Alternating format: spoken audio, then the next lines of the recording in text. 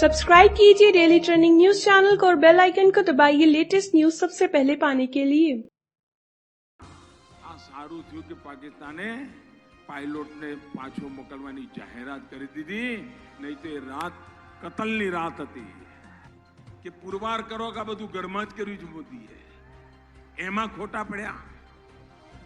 બીજા દિવસે થોડા એમને થયું કે એમના દેશની જનતાને ખુશ કરવા કે પ્રયોગ કરવા જાય, તેમણે વિમાન ઉડાડ્યા તો આપણે તરત ધમાકો કરી દીધો ને એમનું એક પાડી દીધું, એક આપણું પડ્યું।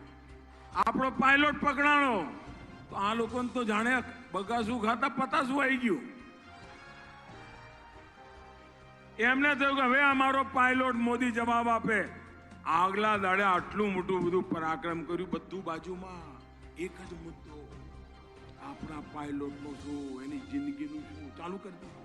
કેટલાક લોકોએ તો નક્કી કર્યું હતું આજે એના ફોટા લઈને કેન્ડલ લાઇટ કાઢવાનો કાર્યક્રમ બનાવ્યો। આપણે બપોરે પત્રકાર પરિષદ કરીને કહી દીધું, ખબરદાર પાકિસ્તાન કે અમારા પાયલોટને જો એક ખરોચ પણ આવી તો પછી દુનિયાને તમે કહેતા નહીં કે મોદી આ કર્યું।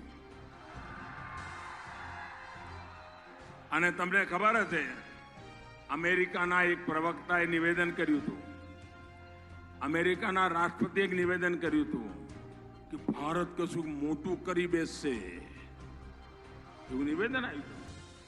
અમેરિકાના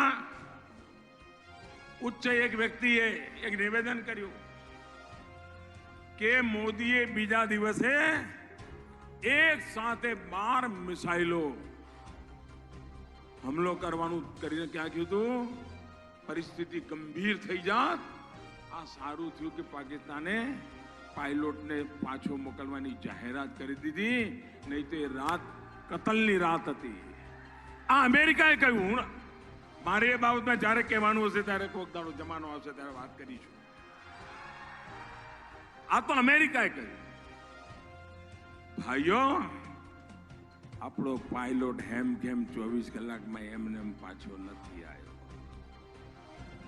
આ સરદાર પટેલની ધરતીનું સંતાન ત્યાં બેઠું છે ને, એના કારણે આવે છે।